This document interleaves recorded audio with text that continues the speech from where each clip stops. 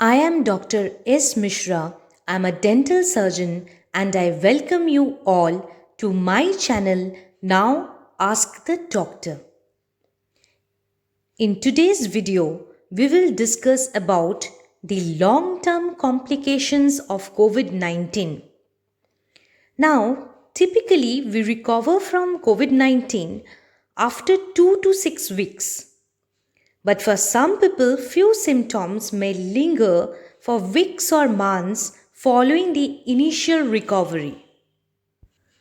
According to the surveys conducted and the studies published, few section of patients continue to have bothersome symptoms even after 3 months after the onset of COVID-19, even after tests no longer detect the coronavirus in the body.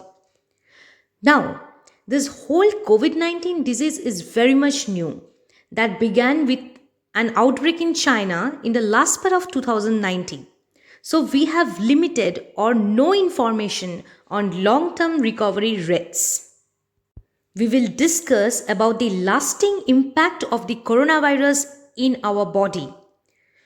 Also, we have read in the newspapers and we have noticed one thing that many patients died after discharge from hospitals due to the complications.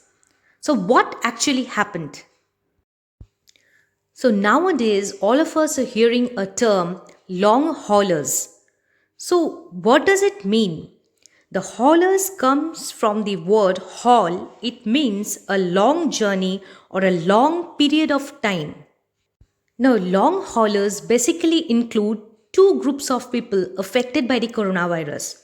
It includes those who experience some permanent severe damage to their lungs, hearts, brain that affects their ability to function properly. And also those who continue to experience few symptoms despite no detectable damage to their organs.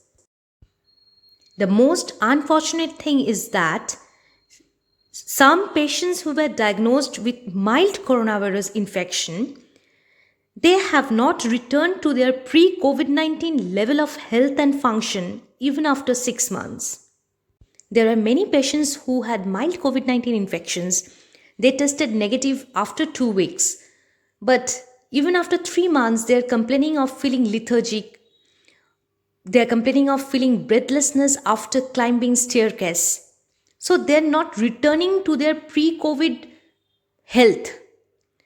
So let us discuss about it organ wise.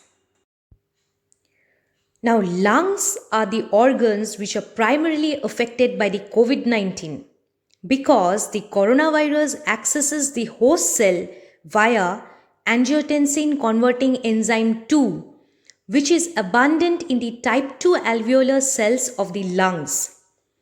So, COVID 19 can cause long standing damage to the air sacs in our lungs, resulting in the scar tissue formation, which can lead to long term breathing problems.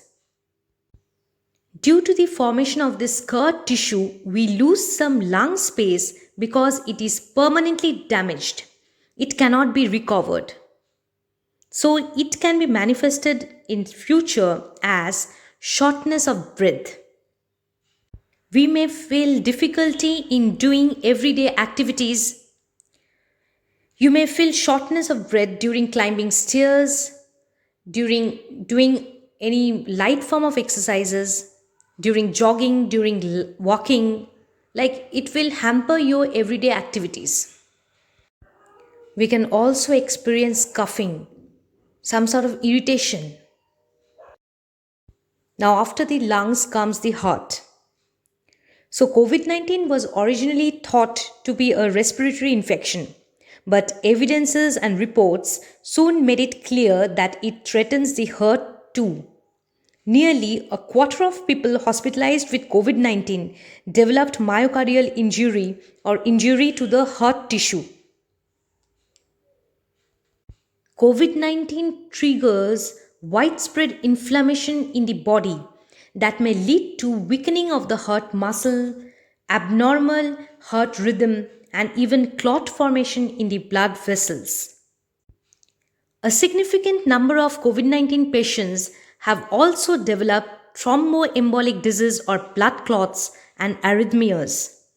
Those with pre existing cardiac issues like high blood pressure or hypertension, then obesity, then high cholesterol, then high blood sugar, they have a greater risk of experiencing heart disease due to COVID 19. There can be inflammation of the pericardium. Pericardium is the covering of the heart, and inflammation of the pericardium is called pericarditis.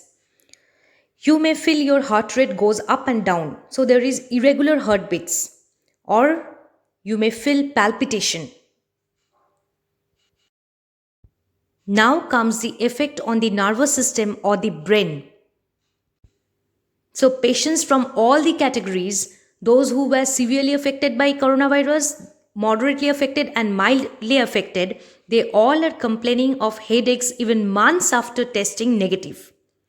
Some are feeling fatigue, lethargic, some are having trouble in thinking clearly, which is referred to as brain fog, months after testing negative. Patients from the moderate and severe category, few of them have also experienced damage to the brain blood supply. They even had strokes and hemorrhages.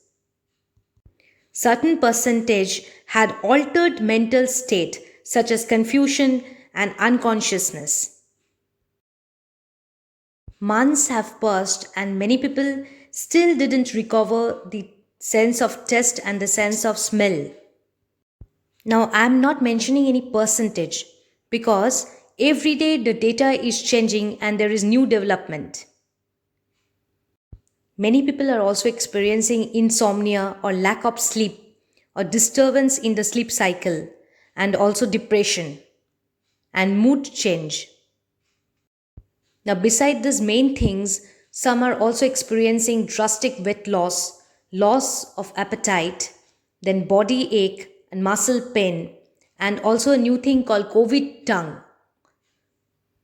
I have a video on COVID tongue. If you want to know what it is, then please go through my video. So take things seriously and please wear mask. Wear mask even if you are vaccinated. If you find my video helpful and informative, and if you think I can contribute something positive in your life, then please share it with your near ones, hit the like button and subscribe to my channel for more health related videos. Thank you, stay healthy and stay happy.